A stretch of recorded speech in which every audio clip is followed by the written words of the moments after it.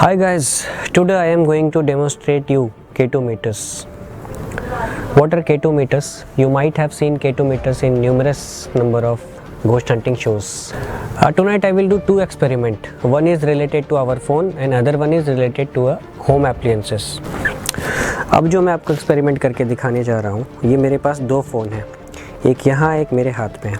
अभी मैं इस फ़ोन से एक नंबर कॉल करूँगा। ये मैंने कॉल किया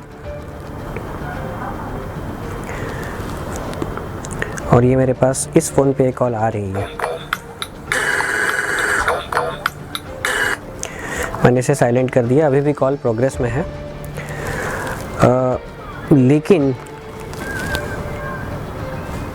लेकिन ऐसा क्यों हो रहा है कि कॉल जाने के बावजूद भी आप K2 पर उतना डिफ्लेक्शन नहीं देख सकते हैं। ये जो बीच की जो लाइट है, ये जो बीच की लाइट जल रही थी, ये इसकी बेस रीडिंग है। अब मैं फ़ोन को चेंज करता हूँ, इसी डिस्टेंस पे इस फ़ोन को रखता हूँ।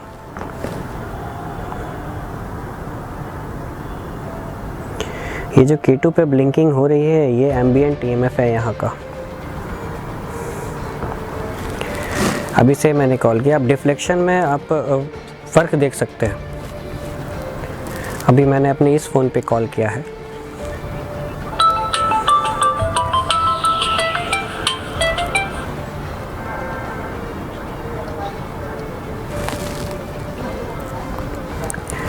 तो हमें इसमें ऐसा क्यों लग रहा है कि जब मैं इस छोटे फ़ोन से कॉल कर रहा हूँ तो इस पे स्पाइक्स कुछ ज़्यादा है और जो एक इस फ़ोन से मैं कर रहा हूँ तो स्पाइक्स कुछ कम है। दोनों से EMF का रेडिएशन है, दोनों फ़ोन से। ये मैं आपको बताऊँगा थोड़ी देर के बाद। पहले एक और एक्सपेरिमेंट कर लें। ये मेरा दूसरा एक्सपेरिमेंट है। इसमें एक इलेक्ट्रिक टोस्टर यहाँ पड़ा है, इसमें ब्रेड पहले से है। मैं इसे भी ऑन करूँगा तो आपने ये डिफ्लेक्शन देखा K2 पे।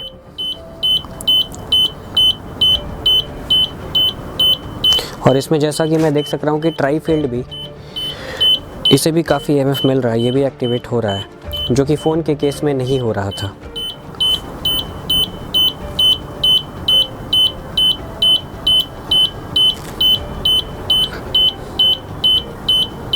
चलिए इसे मैं बंद करता हूँ।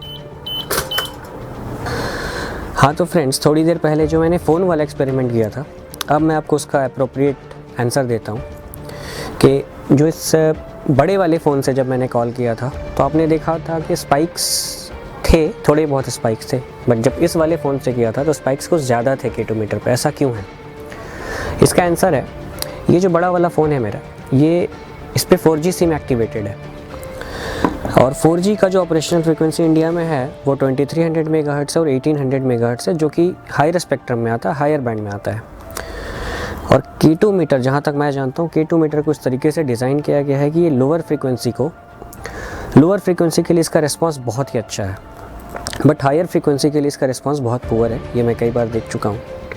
अब मेरे हाथ में ये फ़ोन है, ये 2G 900 GSM 900 पे चल रहा था, 900 मेगाहर्ट्ज़ की फ्रीक्वेंसी पे, बट इस पर काफ़ी स्पाइक्स हैं क्योंकि ये लोअर फ्रीक्वेंसी का फ़ोन है।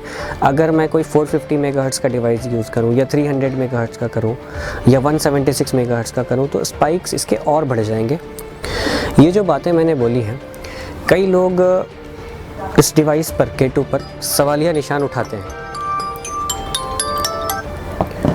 उन्हें ये लगता है कि ये बस डिवाइस बकवास है, सिर्फ लाइट जल जाने से ऐसा कुछ नहीं होता, और पैरानॉर्मल फील्ड में जो अपने आप को जो कहते हैं कि हम साइंटिफिक रिसर्च कर रहे हैं, उसे वो गलत बताने की कोशिश करते हैं।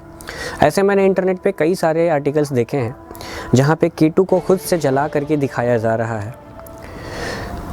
लेकिन हम तो ये कहते हैं कि EMF का सोर्स को ये कैप्चर करता है। और आपने देखा होगा पैरानॉर्मल सेशन में कि जब कोई बात करता है, जब कोई क्वेश्चन सेशन करता है, तो ऐसा क्या है कि हमारे क्वेश्चन करने पे ही EMF चेंज हो जाता है।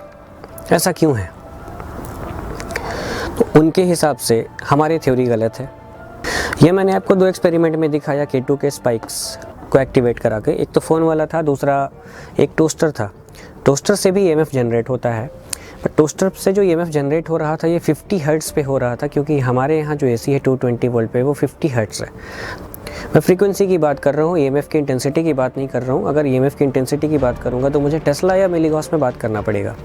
मेरी उन लोगों से रिक्वेस्ट है जो लोग ऐसे आर्टिकल डालते हैं कि ये जो K2 मीटर है या ट्राईफील्ड मीटर है या जो भी है, कई लोगों से मैंने सुना है बत्तियाँ जला करके ये भूतों से बात करते हैं।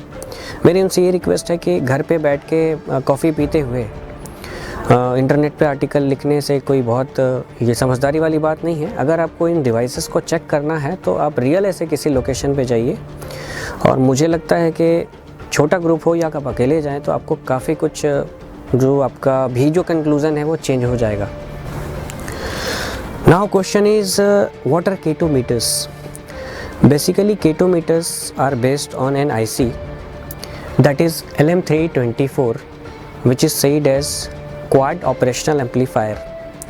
अब ये LM324 या क्वाड ऑप एम्प है क्या? These have got 2 differential inputs. ये 2 डिफरेंशियल इनपुट्स पे काम करता है, और इसका यूज़ सिर्फ K2 मीटर में ही नहीं है। जैसे आपने करेंसी काउंटर्स देखे होंगे, इसमें इसका यूज़ है। स्मोक अलार्म आपने देखा होगा, इसमें इस IC का यूज़ है। आपने कुछ ब्रेकिंग सर्किट्स देखे होंगे कार में, उसमें भी इसका यूज़ है। तो ये ऐसा नहीं है कि सिर्फ इसका एक यूज़ है। तो फ्रेंड्स, आपको मेरी ये वीडियो कैसी लगी? अगर अच्छी लगी तो आप कमेंट कीजिएगा। अगर आपके माइंड में कुछ क्वेश्चन होगा तो आप पूछिएगा। अगर बुरी लगी तो आप गाली दीजिएगा, बट कमेंट ज़रूर करिएगा। और मेरे नेक्स्ट वीडियो में मुझे बहुत सारे लोगों ने कहा है, मुझसे बहुत सारे लोग पूछते हैं, मेरे नेक्स्ट वीडियो में मैं कुछ सुसाइड के ऊपर जो मुझे जानकारी, जो मुझे अभी तक इतने सारे इन्वेस्टिगेशन से जो मुझे नॉलेज मिली है और जो मुझे जानकारी है, उससे वो मैं कुछ शेयर करूँगा, वो बातें कि सुसाइड के बाद एक्चुअली में होता क्या है।